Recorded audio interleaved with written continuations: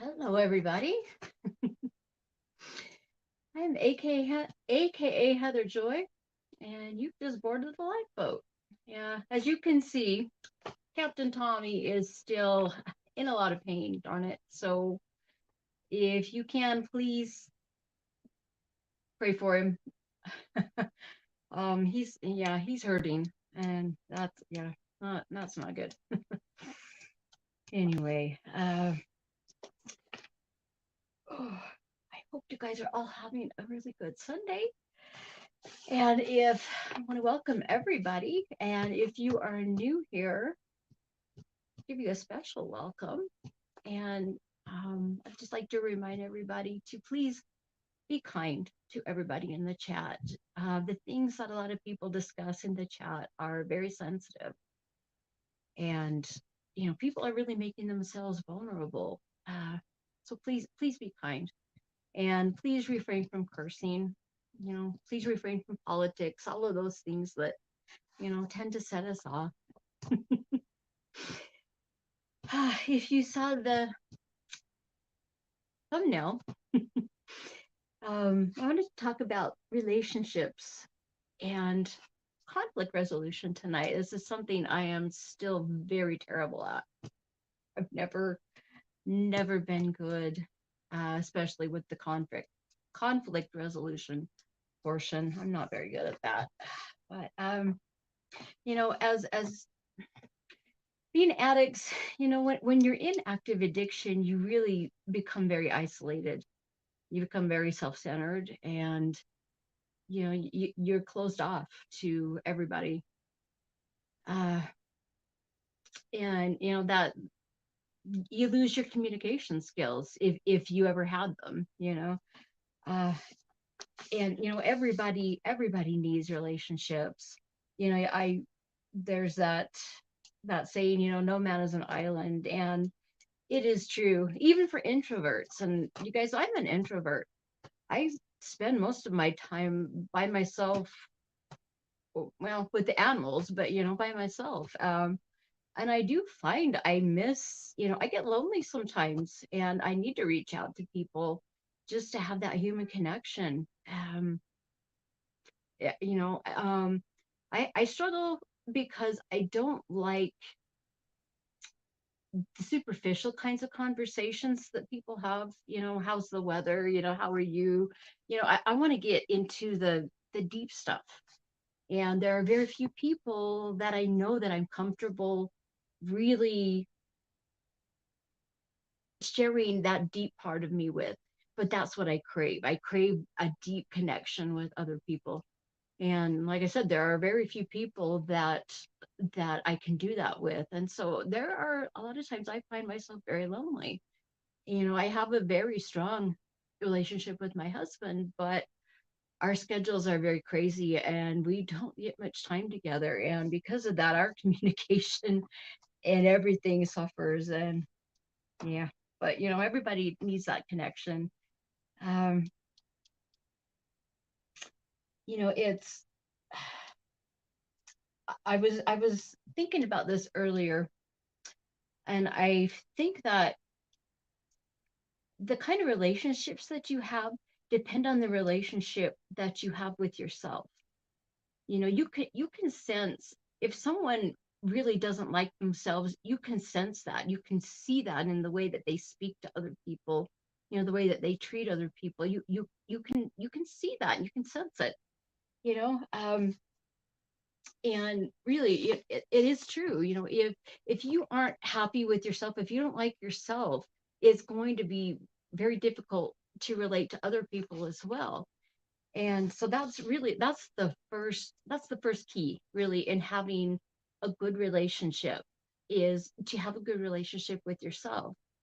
And honestly, one of the best ways that I have found to work through a lot of the issues that I have with myself, because for a very long time I had very poor self-esteem, and writing and journaling was how I really discovered myself, honestly. And I know that some people really struggle with journaling. And I want to show you something that I just picked up the other day. Um, No, when I got it backwards, I mirrored it. Sorry, guys.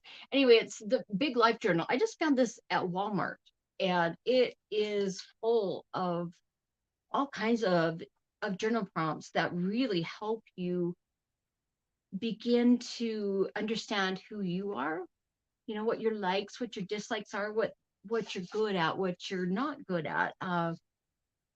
Just there's a lot of stuff in here, and this was just a cheap one. I mean, I know there are a lot of great journals you can find on Amazon, that really help you discover yourself.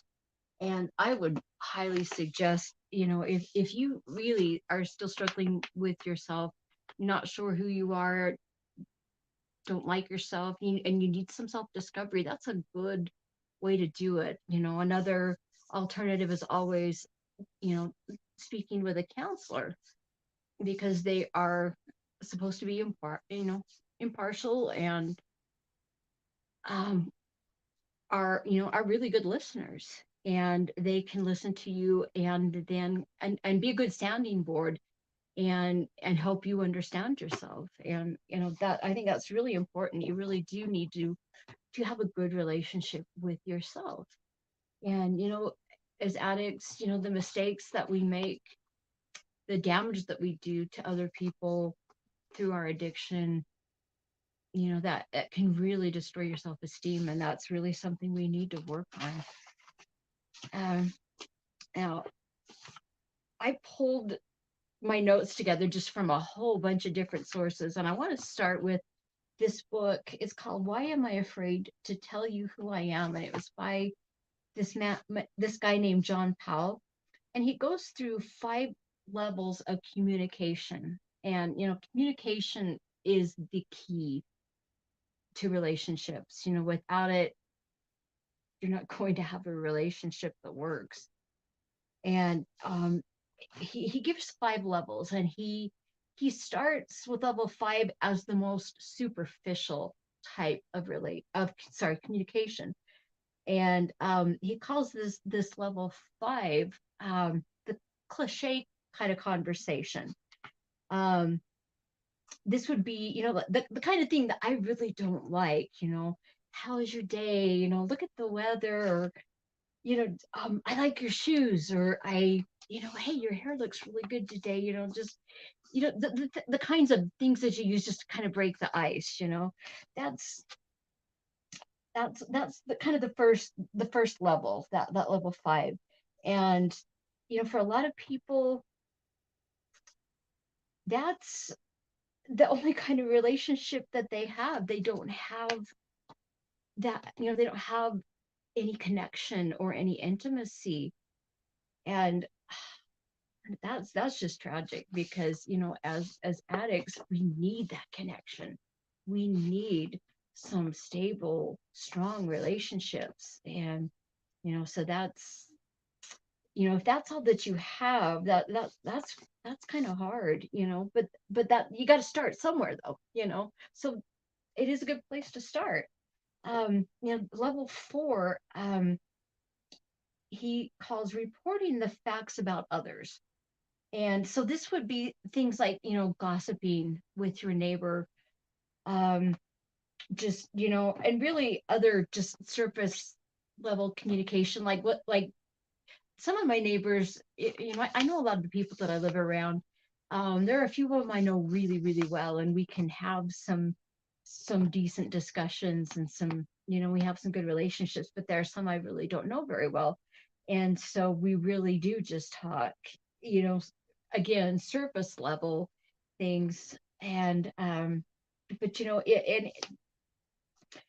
it's a good way to start. If you are just if you're just out, you're just new in sobriety, and you're just trying to start to build relationships back up, or you're trying to find someone to have a relationship with, this is a safe way to communicate.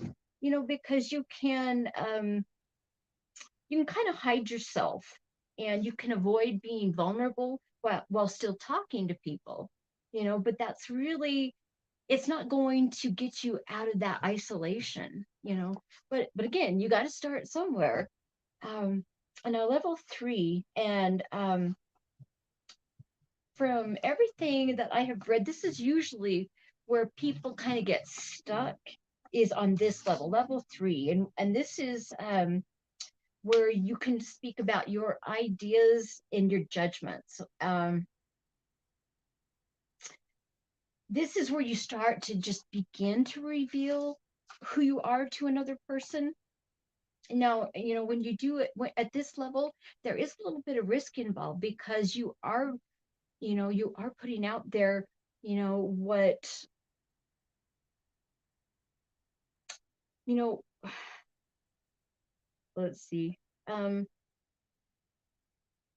just maybe just, something that if you feel strongly about, maybe there's something going on in your town and you feel very strongly about it, and you discuss that with somebody, you are being a little vulnerable, because you're putting out what you think, you know, and there's always the possibility of the person that you're speaking with, coming back at you, and criticizing you for the way that you think. It's a little risky, but again, um, this is usually where people kind of get stuck. It is in this level where, they will give a little bit of themselves, but they don't let themselves be completely vulnerable. And if you can't be vulnerable with somebody else, they're not going to, be reciprocal and return the same to you. And where you can really get a deep communication and a good relationship going, get that kind of connection that you need.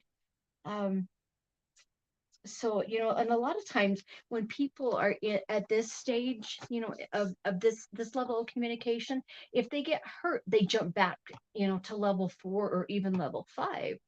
you know so you've got to be willing to take some risks, um, when you want to make some really good connections with people. Now, level two, um, he calls the my feelings and my emotions. This is where you can, divulge those to people, and this is kind of a what he calls the gut level. um, what you really feel. Now, again, this is getting very, much deeper. If you have a conversation with someone where you are telling them what you're feeling, and or how something makes you feel, that's really being vulnerable, and it's getting much deeper. And that's really, where you really start to make the kind of connection that you need, if you want to maintain your recovery from addiction. And this is a difficult step, and and especially for people in recovery. For a long time, um, you have used chemicals to mask feelings. A lot of times that's why you went into the addiction in the first place, was because you didn't know how to deal with your emotions and your feelings. And yeah, so this is very difficult. And sometimes sometimes you were even masking feelings that you didn't want to admit to yourself. So this is when it can get really scary. um let's see. Okay, I wrote down in here the difference here between like a level three and a level two. Like, a level three would be more your head, like what you think about something. And moving down to level two is more moving down to your heart, what you feel. And you really are becoming very vulnerable when you're willing to express your feelings and your emotions about something. But again, with risk comes some really nice benefits, when you can make a deep connection with somebody. Now, the level one is what he calls the peak communication. Now, be something. This would be the kind of communication you would have with somebody that you are very close to, that you have a very deep love for, a deep connection to.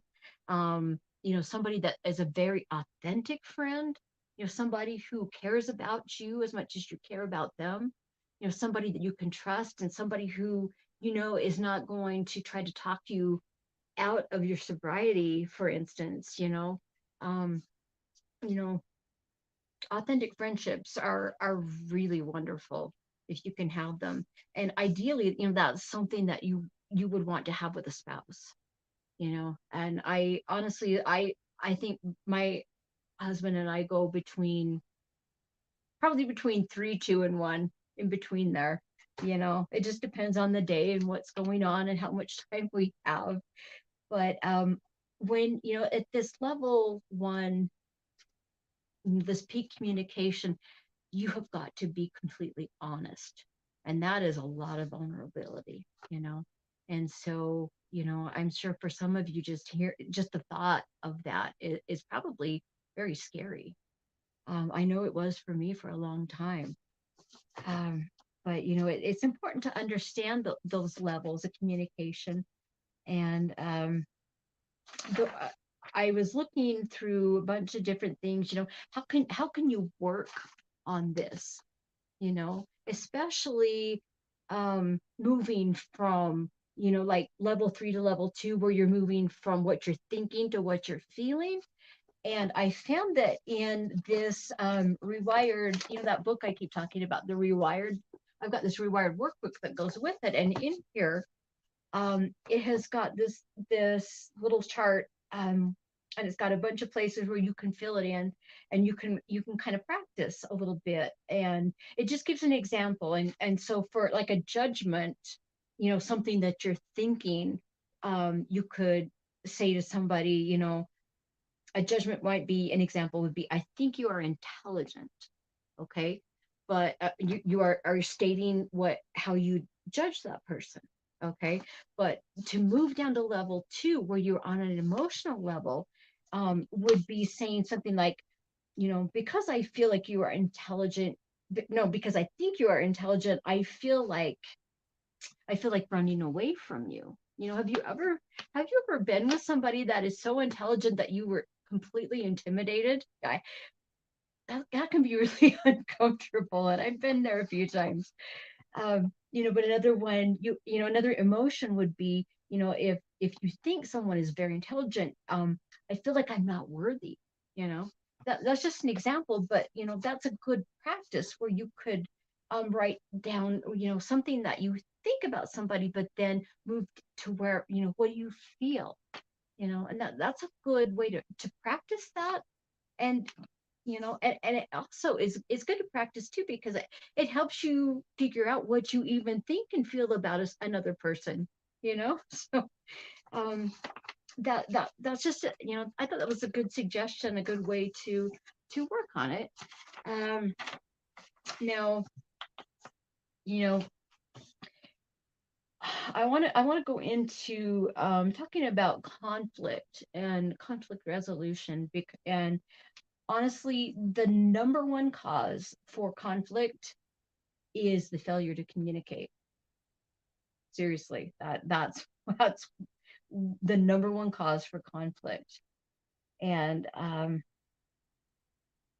that can be hard sometimes. It takes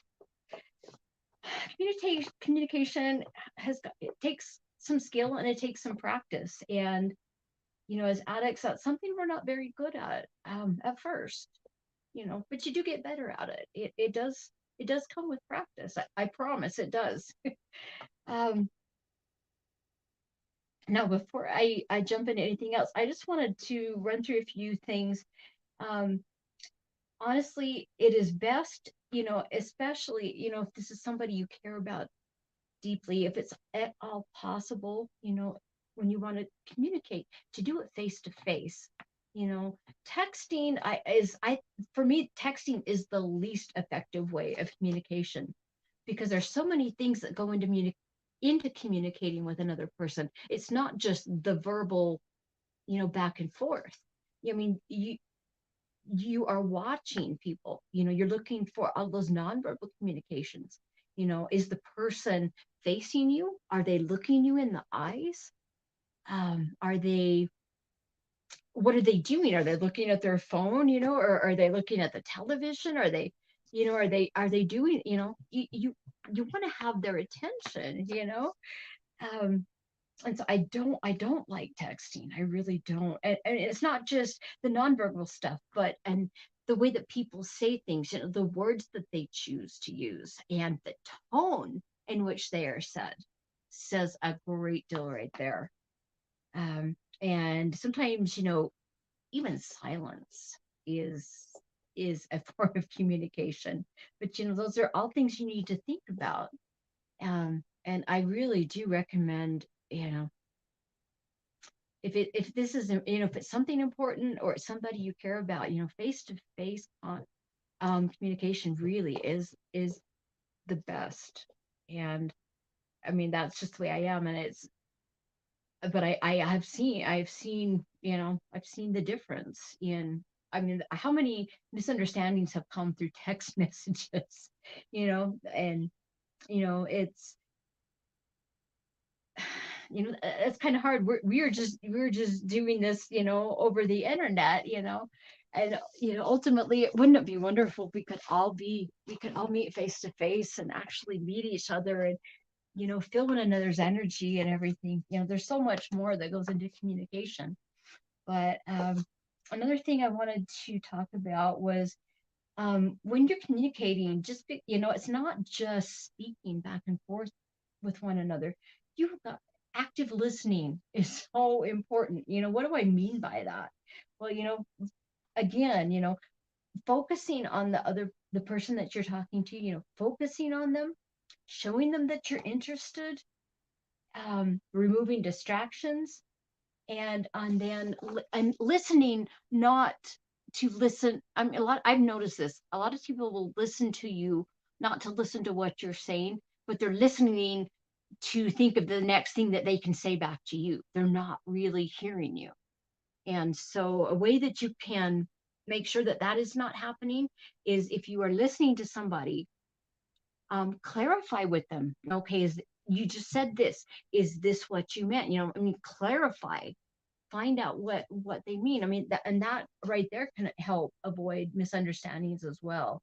Another thing is, if you are trying to get to the bottom of something with somebody, um, you can use you can ask them open-end questions versus closed-ended questions. What do I mean by that? An open-end question is something where you would ask someone, how do you feel about this, or what do you think about this, versus asking them a question that they can only answer with a yes or no. That would be a very closed-ended question. You want to invite communication, and so asking open-ended communications is going to help open things up as well. Um, well, let's see. Let me look at my notes here. Another thing that I had to remember when my kids were growing up all the time too was that, um, communication, is not just for conflicts, of course not, but it's really important if you are trying to communicate with somebody, um, not to just dwell on things that you find fault with, but you need to point out the things that you see that are positive, things that are good too. And I had to remind myself with my children all the time, not to just nitpick all the time, but to tell them the things that you like, that you see they're doing, things like that. And that works with any kind of relationship too. So, um, let's see. Oh wait, those are for the conflict. So okay, let me get into a little bit of conflict resolution. And this is something I really struggle with to this day. I have never done well, in conflict. I like to run, you know. Um, and conflicts are always going to come up with anybody, and it could be a difference of opinion, it could be maybe a misunderstanding. It might be fear. It might be hatred. It might be, you know, I don't know. All of those things can contribute to disputes between two people. And, as addicts, we don't have the best coping mechanisms as far as dealing with conflict, because all we have done is, medicate the feelings and basically not dealt with them and not worked through them. So that's not healthy. So it's really important that you learn how to deal with conflict in a positive way. And there are really are two ways that you can. No, that's not true. There are three ways you can respond to a conflict. And what I had written here in my notes was just fight or flight. But now that I'm thinking about it, yeah, I'm gonna add a third one here. But let's talk about fight for a minute. If there two people end up in a conflict, you can fight it out. You can all of a sudden just turn really nasty and just really start to come down on them for whatever it is that you don't like. You can maybe you're trying to prove your point or settle the score. um, but the another reaction with people, especially those in recovery, is to run. And that's my preferred way to this day. I don't like conflict. If I walk into my mother's house and she and her husband are having issues, they're in an argument or something, I turn around, head right back out, and I'm that way with any kind of conflict. If I'm not involved in it, I'm gone. I don't want to be around. I don't like the feeling in the room, because that you can feel that. Well, at least I can feel the energy in the room, and I don't like it. And that's but that doesn't solve anything by just running from it either. But the third thing that you can do is sit down with the person you're having the conflict with and try to work it out. That doesn't always end up going the way that you want, but sometimes it does. And the more that you work on it, the better you're going to get at it.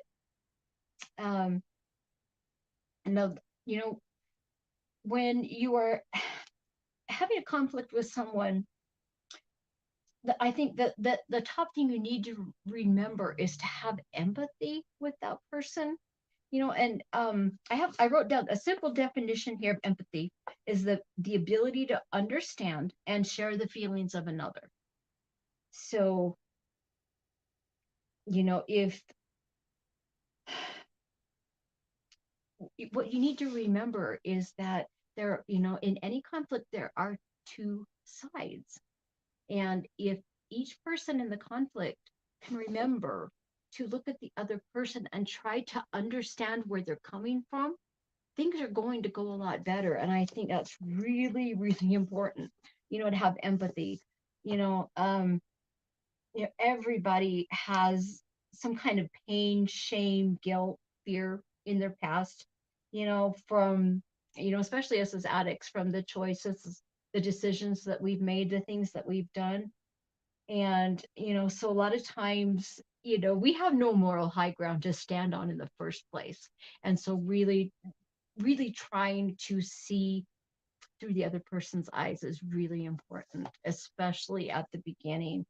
Um, because a lot of the time, we've done much worse to other people than what may have been done to us in in a conflict that you might be having. I hope that makes sense. But then, as I said before, the number one cause for conflict is the failure to communicate. And it's not always easy. So I wrote down a couple of other suggestions. First of all, don't avoid conflict. Um, and I'm learning. I am learning.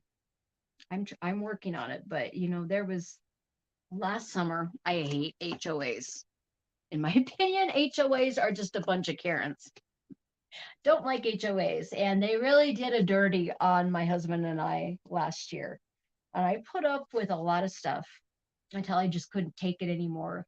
And what I should have done was gone to the people that were creating the problems and just spoken with them face to face. But I just put up with it. I let it build and I let it build and I let it build. So when the main instigator of the whole issue came to me, I lost it. I don't like it when I get like that. and it's rare that I do, but I lost it. I screamed and I yelled, and I let out all my frustration, and then I had to apologize, and then I felt like an idiot, but if I had not avoided it in the first place and tried to take care of it from the beginning, it wouldn't have been, such an issue. And then I felt so stupid, and to this day, every time I run into this person, I just this sense of shame just wafts all over me. Yeah, it's so it's not good to avoid conflict. I know it's hard, and I do know it's difficult, especially at the beginning of your sobriety. That's really difficult. um Another thing I wanted to suggest was to avoid contention.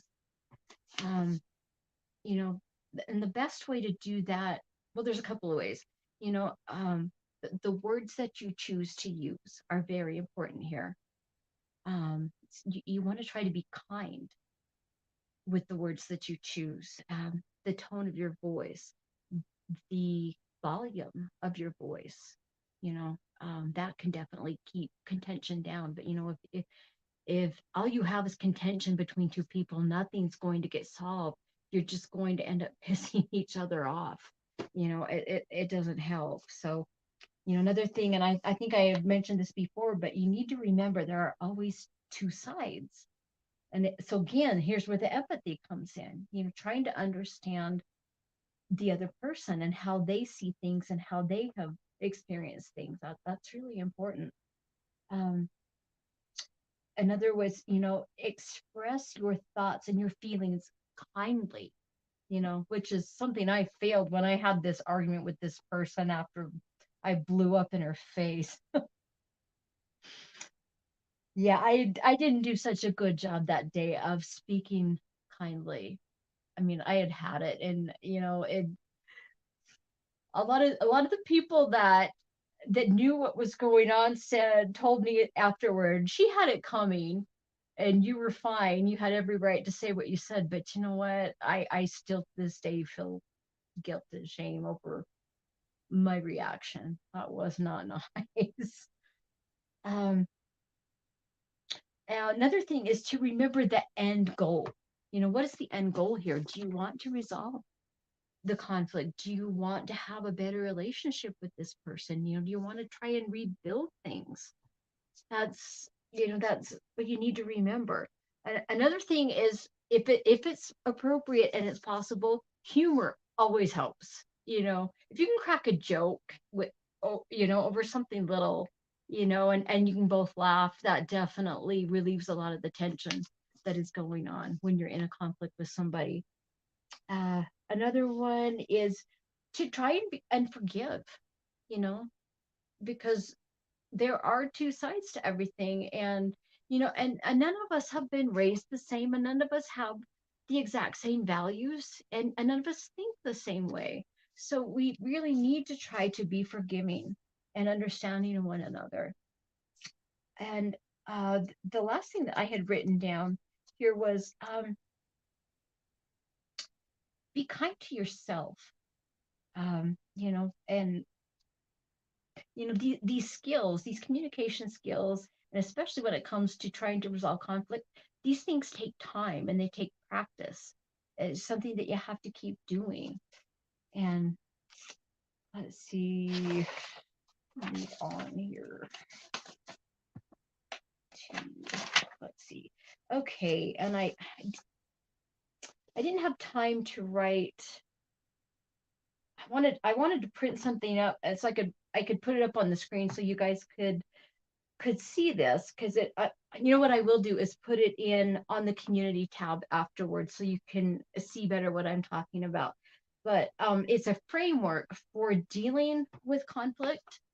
And the first step is to what it says is step one. And how it says when you, and it has a blank. And that blank is where you fill it in here. And what you want to put in there is state the behavior that caused the conflict. So if you were trying to resolve a conflict with somebody, the first step is you tell them when and whatever it was that they did, when you do this, state the behavior that caused the conflict. That's the first part. Okay. So you need to establish what it was that upset you. Now, the step two is, okay, when that happens, okay, I feel, and then what do you feel? You want to fill that little section in, if you're trying to build up this framework. Okay. So here you want to state how you felt when that behavior took place. Now, step three um, would be, and I don't want to feel that way because, and then you put in that reason. Okay. Now, the fourth step would be, now, can we, and then you offer a solution. Okay. Now, a lot of times, I know with me, I actually sit down. If I have a conflict with somebody, like a lot of times I have arguments with my mother that have got to be resolved, and we're both too much alike, and we clash. And so when we get into an argument, um, we both, I leave because she can get very abusive, and I don't want to put up with that. But I leave, and we're both very angry, and I don't like that feeling, and I do, as much damage as she caused me as a child, I still love her, and I understand why she behaved the way that she did. I do. I understand it. And so, it's important to me that every time we have a conflict, that it is resolved. And I will sit down and I'll write all this out. I'll journal first of all. And I also found that a lot of times I get so angry and so upset and so full of emotion that I don't even know what I think. And I have to sit down and I just start, I open my journal and I just start putting words, just one word at a time. And I just start putting down all the different things I'm feeling and all the different things that made me angry. And then I move on to there, just writing sentences. And I just start, I mean, it's really furious writing sometimes, but it helps me get the feelings that are back here up here, where I can think about them rationally, and that helps me understand what I even am thinking, feeling, and that helps. And then I sit down and I use this framework, and I'll write that down. And then once I feel like I have figured out what it is I think, and how I think we can resolve it, then I go to my mother and we talk about these things. And most of the time lately, they are going pretty well, Um, it takes practice, and it takes practice with both people. It honestly does. Um, let's see, what time is it? Okay, guys, I have got to go to a rehearsal, and I am late. I mean, I told them I would be late, but let me wrap this up really quickly because this is our last rehearsal before our performance next week. So I've got to be there. Uh, okay, this is just an example that I found to better illustrate what I was just trying to explain to you guys with that framework. Okay, now this is the situation. A friend cancels a long-standing plans at the very last minute. Okay, so that's the situation. So this is what you could say to them. Okay, this is the step one here. When you cancel our plans at the last minute, okay, that's step one. Here's step two. I feel anger and sadness. Okay, so step three is here, and I don't want to feel that way because I value our friendship. Okay, now here's step four. This Can we agree? Okay, can you agree to follow through with your commitments? Okay, does I hope that explains it a little better. And that's, like I said, I will hurry and put this on the community tab in just a minute before I leave, because if I don't, then I'm going to forget. And I apologize, guys, but I have got to run. I forgot this was the last rehearsals. I've got to be there.